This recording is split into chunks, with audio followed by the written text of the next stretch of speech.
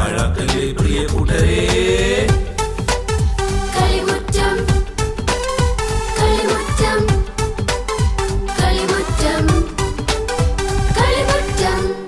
കൂട്ടുകാരെ, നിങ്ങൾക്കെല്ലാവർക്കും സുഖമാണോ? എങ്കിൽ നമുക്കൊരു ബൈബിൾ വചനം കാണാതെ പഠിച്ചാലോ? വിശ്വാസത്തോടെ പ്രാർത്ഥിക്കുന്നതെല്ലാം നിങ്ങൾക്ക് ലഭിക്കും.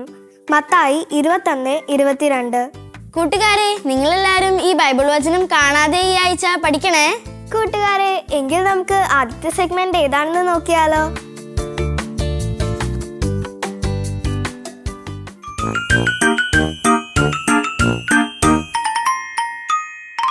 ഹായ് കൂട്ടുകാരെ, എല്ലാവർക്കും സുഖമാണോ? എല്ലാവരും കഥ കേൾക്കാൻ തയ്യാറാണോ? ഇന്നത്തെ കഥ കേൾക്കുന്നതിന് മുൻപേ നമുക്ക് എല്ലാവരും ഒന്ന് പരിചയപ്പെട്ടാലോ? ആടിന്റെ പേരെന്താ? ഇസബൽ. ഏത് കാട്ടിൽ നിന്നാ വരുന്നേ? മുരിങ്ങൂർ. എലിക്കുട്ടന്റെയോ? ജവാൻ. ഏത് കാട്ടിൽ നിന്നാ വരുന്നേ? താഴൂർ കാട്ടിൽ നിന്ന്. കുറുക്കന്റെ പേരെന്താ? മെറിൻ. ഏത് കാട്ടിൽ നിന്നാ വരുന്നേ? വെള്ളാഞ്ചിറ കാട്ടിൽ നിന്ന്. മയിലിന്റെയോ? സെറിൻ മേജോ. ഏത് കാട്ടിൽ നിന്നാ വരുന്നേ? വെള്ളാഞ്ചിറ. എല്ലാവരും കഥ കേൾക്കാൻ തയ്യാറാണോ? ഇന്ന് നമുക്ക് 3 രാജാക്കന്മാരുടെ കഥ കേട്ടാലോ? ഈ 3 രാജാക്കന്മാർ ആരൊക്കെയാണെന്ന് അറിയാമോ? ഉണ്ണീശോ ജനിച്ചപ്പോൾ ഉണ്ണീശോയെ കാണാൻ വന്ന 3 രാജാക്കന്മാരില്ലേ? അവരാണിവർ. ഒരിടത്ത് 3 രാജാക്കന്മാരുണ്ടായിരുന്നു. ഇവർ വളരെ ദൈവവിശ്വാസികളായിരുന്നു. ഇവരുടെ പ്രധാന തൊഴിലെന്ന് പറയുന്നത് ഭൗതിക ശാസ്ത്രമായിരുന്നു. ഭൂമിയിൽ എന്തെങ്കിലും മാറ്റം വന്നു കഴിഞ്ഞാൽ അതിനെപ്പറ്റി പഠിക്കുക എന്നതായിരുന്നു ഇവരുടെ പ്രധാന തൊഴിൽ. അങ്ങനെ ഇരിക്കെ ഒരു ദിവസം രാത്രിയിൽ പെട്ടെന്ന് ആകാശത്ത് വളരെയേറെ നക്ഷത്രങ്ങളും അതിലൊന്നിന് വളരെ പ്രത്യേകതയുമുള്ളതായി ഇവർക്ക് തോന്നി. അതിനെപ്പറ്റി പഠിക്കുവാൻ ഇവർ തീരുമാനിച്ചു. അതിനെപ്പറ്റി പഠിച്ചു കഴിഞ്ഞപ്പോൾ അവർക്ക് മനസ്സിലായി ഇത് ഒരു അടയാളമാണ്, അതും ഭൂമിയിൽ ഒരു രാജപുത്രൻ പിറന്നതിന്റെ അടയാളം. അങ്ങനെയെങ്കിൽ ഈ രാജപുത്രനെ കാണുവാൻ നമുക്ക് പോയാലോ എന്ന് 3 പേരും ആലോചിച്ചു. അങ്ങനെ ആ രാജപുത്രനെ കാണുന്നതിനായി 3 പേരും സമ്മാനങ്ങളും തന്റെ ഒട്ടകങ്ങളുമായി യാത്ര തിരിച്ചു. അവരെന്തൊക്കെ സമ്മാനങ്ങളാണ് കരുതിയെന്നറിയാമോ? പൊന്നും മീറയും കുന്തിരിക്കവും. ഈ സമ്മാനങ്ങളും ഒട്ടകങ്ങളുമായി അവർ യാത്ര തിരിച്ചു. അവർ യാത്ര തുടങ്ങിയപ്പോൾ ആകാശത്ത് കണ്ട ആ ദിവ്യ നക്ഷത്രം കൂടുതൽ പ്രകാശിക്കുകയും അതവർക്ക് വഴി കാണിക്കുന്നതിനായി അവരുടെ മുൻപേ നടക്കുകയും ചെയ്തു. അങ്ങനെ ആ ദിവ്യ നക്ഷത്രത്തെ നോക്കി അവർ മുൻപോട്ട് നീങ്ങി. അവർ ആ ദിവ്യ നക്ഷത്രത്തെ നോക്കി നീങ്ങി അവർ ഹെറോദീസ് രാജാവിന്റെ കൊട്ടാരത്തിലെത്തി. കൊട്ടാരത്തിലെത്തിയതും ഹെറോദീസ് രാജാവ് അവരെ വളരെ സ്നേഹത്തോടെ സ്വീകരിച്ചു. അവർക്ക് വേണ്ടുന്ന ഭക്ഷണങ്ങളും സഹായങ്ങളും എല്ലാം ചെയ്തു. അവർ യാത്ര പറഞ്ഞ് ഇറങ്ങുവാൻ നേരം രാജാക്കന്മാർ ഹെറോദീസ് രാജാവിനോട് ചോദിച്ചു, ഇവിടെ എവിടെയാണ് ഒരു രാജപുത്രൻ പിറന്നിരിക്കുന്നത്? രാജപുത്രൻ പിറന്നുവെന്നോ? ഹെറോദീസ് രാജാവിന് ഇത് കേട്ടപ്പോൾ അതിശയമായി. അതും താൻ അറിയാതെ ഒരു രാജപുത്രൻ തന്റെ നാട്ടിൽ പിറന്നു എന്നറിഞ്ഞപ്പോൾ ഹെറോദീസ് രാജാവിന് സംശയമായി. അപ്പോൾ രാജാവ് രാജാക്കന്മാരോട് പറഞ്ഞു, നിങ്ങൾക്ക് എന്തോ തെറ്റ് പറ്റിയിരിക്കുകയാണ്. ഇവിടെ ഒരു രാജപുത്രനും പിറന്നിട്ടില്ല. അപ്പോൾ രാജാക്കന്മാർ ഹെറോദീസ് രാജാവിനോട് പറഞ്ഞു, അങ്ങനെയല്ല, ഞങ്ങൾ ആകാശത്ത് ഒരു ദിവ്യ നക്ഷത്രം കണ്ടു. അത് രാജപുത്രൻ ഈ ഭൂമിയിൽ പിറന്നതിന്റെ അടയാളമാണ്. അതന്വേഷിച്ചാണ് ഞങ്ങൾ ഇവിടം വരെ വന്നത്. അപ്പോൾ ഹെറോദീസ് രാജാവിന് എന്തോ ഇതിൽ കാര്യമുണ്ടെന്ന് തോന്നി. ഹെറോദീസ് രാജാവ് ആ രാജാക്കന്മാരോട് പറഞ്ഞു, ഇങ്ങനെ ഒരു രാജപുത്രൻ ഈ ഭൂമിയിൽ പിറന്നതായി ഞാൻ അറിഞ്ഞിട്ടില്ല. അതുകൊണ്ട് തന്നെ നിങ്ങൾ പോയി രാജപുത്രനെ കണ്ട് വണങ്ങി വരുമ്പോൾ തിരികെ ഈ വഴിയിലൂടെ വന്ന് എവിടെയാണ് ആ സ്ഥലം എന്ന് എന്നെ അറിയിക്കുക. രാജാക്കന്മാർ അത് ശരിവെച്ചിട്ട് അവരുടെ യാത്ര മുൻപോട്ട് നീങ്ങി. അങ്ങനെ ആ ദിവ്യ നക്ഷത്രത്തെ ലക്ഷ്യമാക്കി അവർ യാത്ര തുടർന്നു. അങ്ങനെ യാത്ര ചെയ്ത് ആ ദിവ്യ നക്ഷത്രം നസ്രത്തിലെ ഒരു കാലിത്തൊഴുത്തിന്റെ മുകളിൽ വന്നു നിന്നു. അപ്പോൾ രാജാക്കന്മാർക്ക് മനസ്സിലായി അവിടെയാണ് ഉണ്ണിയേശു പിറന്നിരിക്കുന്നതെന്ന്. അങ്ങനെ ഉണ്ണീശോയെ കാണുന്നതിനായി ഒട്ടകത്തെയും സമ്മാനങ്ങളെയും എടുത്ത് കാലിത്തൊഴുത്ത് ലക്ഷ്യമാക്കി അവർ നടന്നു. കാലിത്തൊഴുത്തിലെത്തിയപ്പോൾ ഉണ്ണിയേശു കച്ചകൾ കൊണ്ടും തുണികൾ കൊണ്ടും പൊതിഞ്ഞ് മാതാവിന്റെ മടിയിൽ കിടന്ന് കളിക്കുകയായിരുന്നു. അവർ ഉണ്ണിയേശുവിനെ കണ്ട് താണു വണങ്ങി തങ്ങൾ കൊണ്ടുവന്ന പൊന്നും മീറയും കുന്തിരിക്കവും സമ്മാനമായി സമർപ്പിച്ച് അവരെ ആരാധിച്ച് തിരികെ അവരുടെ നാട്ടിലേക്ക് തന്നെ പോയി. ഈ കഥ എല്ലാവർക്കും ഇഷ്ടമായോ? കൂട്ടുകാരെ, നിങ്ങൾക്കെല്ലാവർക്കും പുള്ളിമാൻ പറഞ്ഞ കഥ ഇഷ്ടമായോ? എനിക്ക് ഒത്തിരി ഇഷ്ടമായി. നിങ്ങൾക്കും ഇഷ്ടമായില്ലേ? കൂട്ടുകാരെ, എങ്കിൽ ഈ ആഴ്ച ജന്മദിനം ആഘോഷിക്കുന്ന കൊച്ചു കൂട്ടുകാരുണ്ട്. അത് ആരൊക്കെയാണെന്ന് നമുക്കൊന്ന് നോക്കിയാലോ?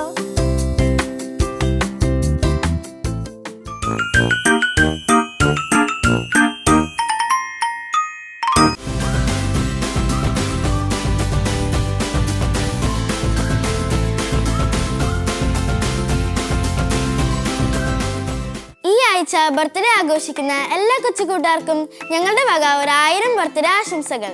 കൂട്ടുകാരെ, എങ്കിൽ നമുക്ക് ഒരു ക്രാഫ്റ്റ് ഉണ്ടാക്കാൻ പഠിച്ചാലോ? നിങ്ങൾക്ക് എല്ലാവർക്കും ക്രാഫ്റ്റ് ഉണ്ടാക്കാൻ ഇഷ്ടമല്ലേ? എങ്കിൽ നമുക്കൊന്ന് കണ്ടു നോക്കിയാലോ?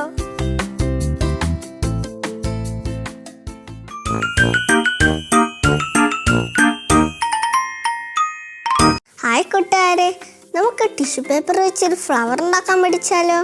അതിന് ആവശ്യമായിട്ടുള്ള സാധനങ്ങൾ എന്തൊക്കെയാണെന്ന് നമുക്ക് നോക്കാം. ആദ്യമായിട്ട് നമുക്ക് വേണ്ടത് tissue paper, pink colour sketch pen, bangle, scissors, glue, glass. ഇത്രയുമാണ് നമുക്ക് ഫ്ലവർ ഉണ്ടാക്കാൻ ആവശ്യമായിട്ടുള്ളത്. ഇനി നമുക്ക് ഉണ്ടാക്കി തുടങ്ങിയാലോ? ആദ്യമായിട്ട് നമുക്ക് ടിഷ്യൂ പേപ്പർ 4ആയിട്ട് മടക്കാം.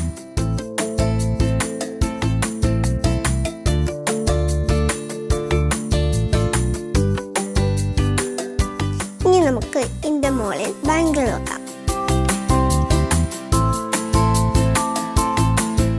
ഇനി നമുക്ക് സ്കെച്ച് പെന്ന് കൊണ്ട് റൗണ്ട് വരയ്ക്കാം. ഇനി നമുക്കിത് കട്ട് ചെയ്തെടുക്കാം.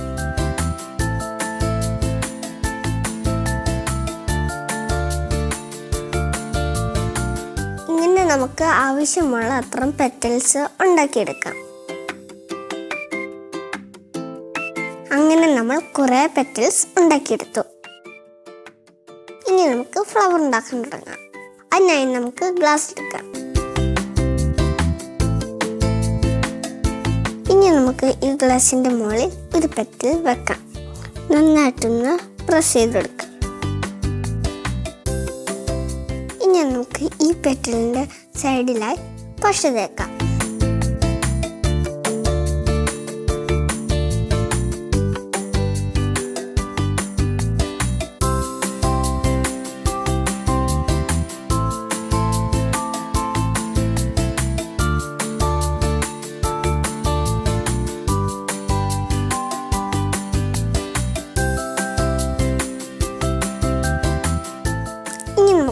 റൗണ്ടിൽ പശ തേക്കാം.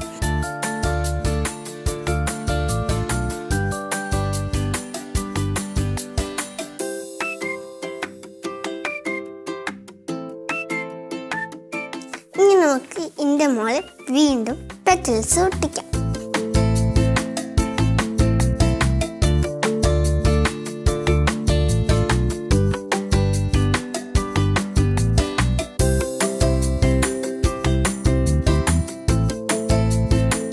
വീണ്ടും നമുക്ക് പശ തേക്കാം.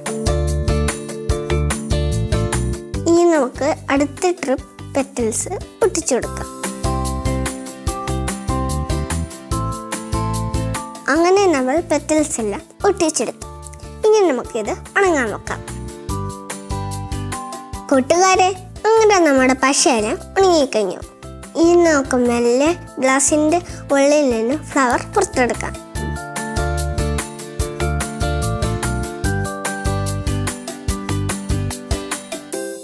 അങ്ങനെ നമ്മുടെ റോസാപ്പൂ റെഡി ആയി കഴിഞ്ഞു.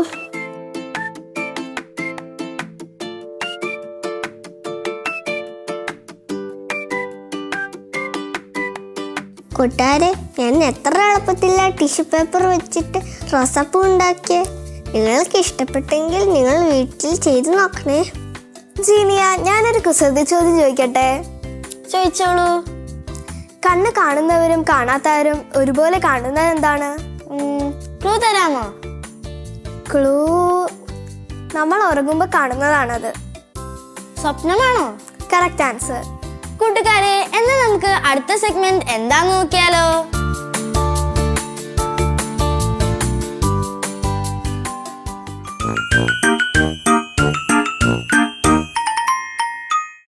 മാലാഖേ. ഹായ് എന്നെ മോളെ, എന്തുണ്ട് വിശേഷം? സുഖമായിരിക്കുന്നു മാലാഖേ. അതൊക്കെ പോട്ടെ, ഇന്നെന്താണ് എൻ്റെ അന്നമോളുടെ സംശയം? ഞാൻ അഖിലന്റെ വീട്ടിൽ പോയപ്പോൾ കുറെ കണ്ടൽക്കാടുകൾ കണ്ടു മാലാഖേ. ആഹാ, അത് കൊള്ളാലോ. എനിക്ക് കണ്ടൽക്കാടുകളെ പറ്റി അറിയണം മാലാഖേ.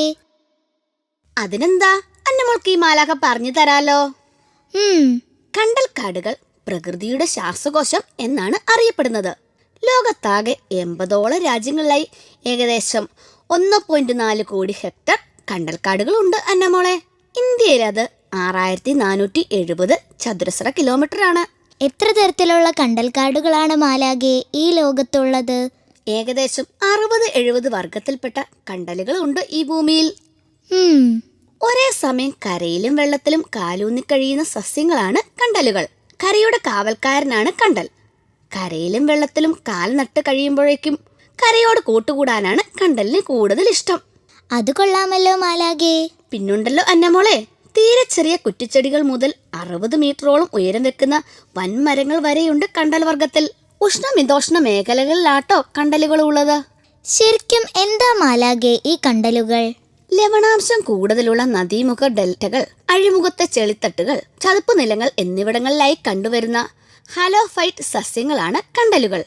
കണ്ടലുകൾ ദൂരെ നിന്ന് നോക്കിയാലേ കരയ്ക്കും വെള്ളത്തിനുമിടയിൽ ഒരു അരപ്പട്ട കെട്ടിയിരിക്കുന്നത് പോലെ അന്നമോളെ തോന്നുകയുള്ളൂ. മറ്റു സസ്യങ്ങളും കണ്ടലുകളും തമ്മിലുള്ള വ്യത്യാസം എന്താ മാലാകെ?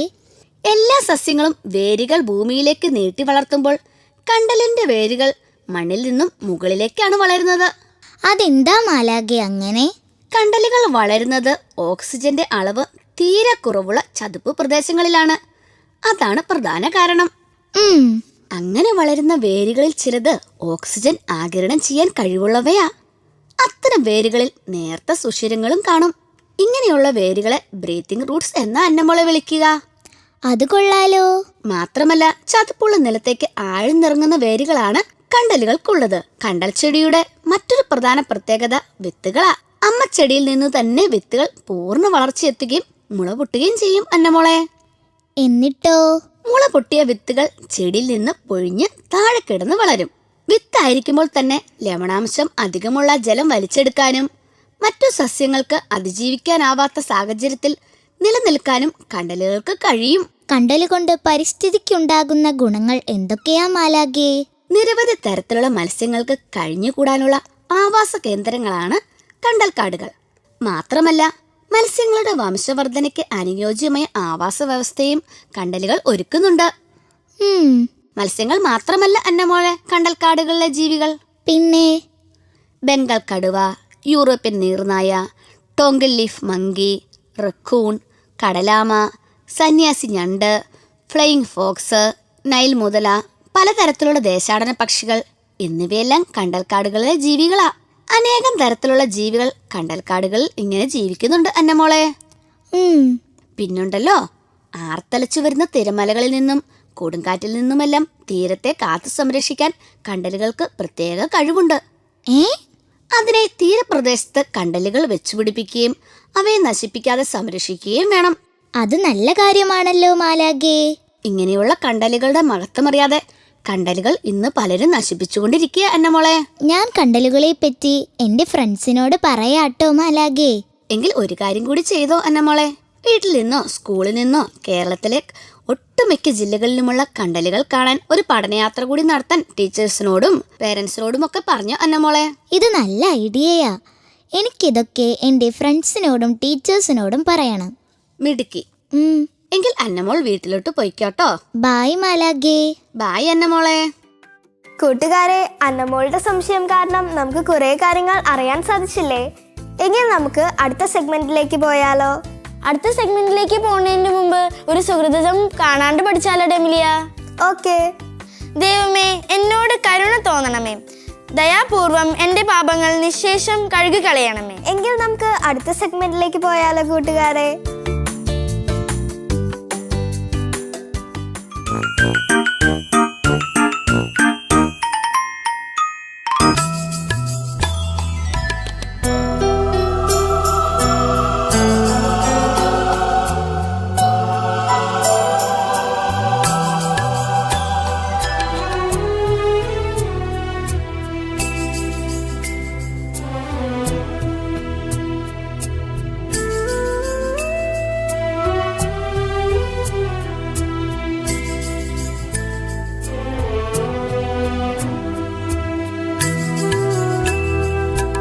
ഈശോയും ഞാനും ഒന്നായിത്തീരും ആനന്ദ സായുജ്യ നിമിഷം. അൾത്താര മുന്നിൽ ആദരവോടെ ഈശോയെ കൈക്കൊള്ളും നിമിഷം അനവധ്യ സുന്ദര നിമിഷം. ഈശോയും ഞാനും ഒന്നായി തീരും ആനന്ദ സായുജ്യ നിമിഷം. അൾത്താര മുന്നിൽ ആദരവോടെ ഈശോയെ കൈക്കൊള്ളും നിമിഷം അനവധ്യ സുന്ദര നിമിഷം.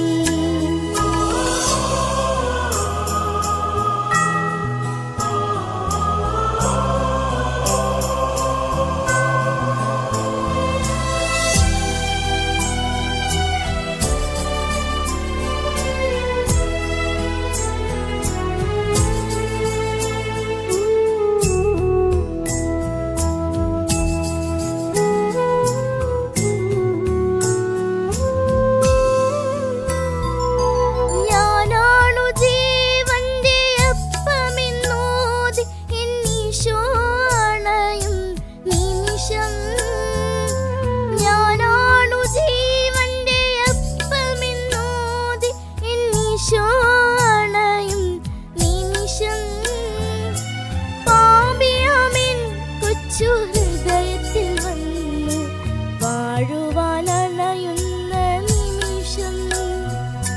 പാപിയാമിൻ കൊച്ചു ഹൃദയത്തിൽ വന്നു വാഴുവാനണയുന്ന നിമിഷം.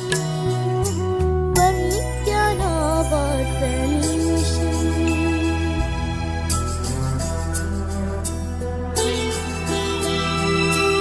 ഈശോയും ഞാനും ഒന്നായി തീരും ആനന്ദ സായുജ്യ നിമിഷം. അൾത്താര മുന്നിൽ ആദരവോടെ ഈശോയെ കൈക്കൊള്ളും നിമിഷം അനവധ്യ സുന്ദര നിമിഷം.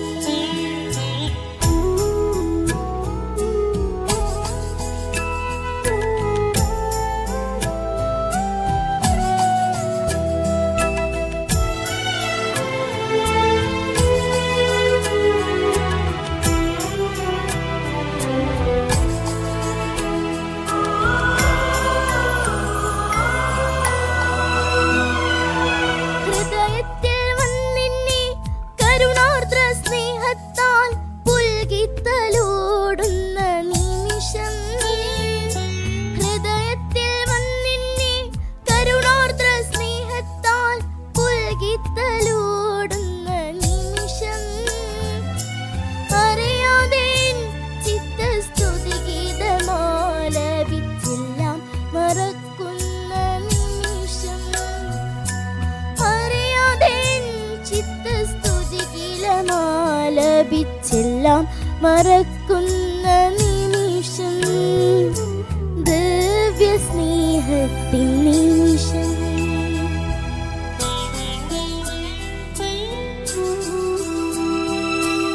ഈശോയും ഞാനും ഒന്നായി തീരും ആനന്ദ സായുജ്യ നിമിഷം.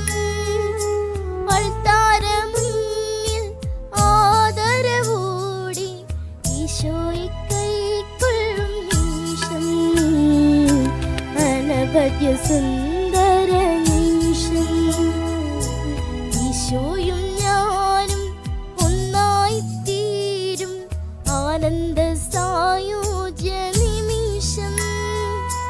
അൾത്താര മുന്നിൽ ആദരവോടെ ഈശോയെ കൈക്കൊള്ളും നിമിഷം അനവധ്യ സുന്ദര നിമിഷം അനവധ്യ സുന്ദര നിമിഷം അനവധ്യ സുന്ദര നിമിഷം. കൂട്ടുകാരെ, ഇന്നത്തെ കളിയരങ്ങ് നിങ്ങൾക്ക് എല്ലാവർക്കും ഇഷ്ടമായോ? നിങ്ങൾക്കും ഇതിനകത്ത് പങ്കെടുക്കാം കേട്ടോ. കൂട്ടുകാരെ, നമുക്കൊരു വിശുദ്ധ വാക്യം കാണാതെ പഠിച്ചാലോ?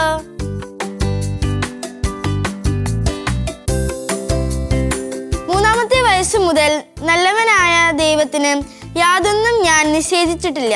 വിശുദ്ധ കൊച്ചു ത്രേസ്യ. കൂട്ടുകാരെ, ഇന്ന് ആരുടെ പടമായിരിക്കും കളിമുറ്റത്തിൽ സെലക്ട് ചെയ്തിരിക്കുന്നത്? നമുക്കൊന്ന് കണ്ടു നോക്കിയാലോ?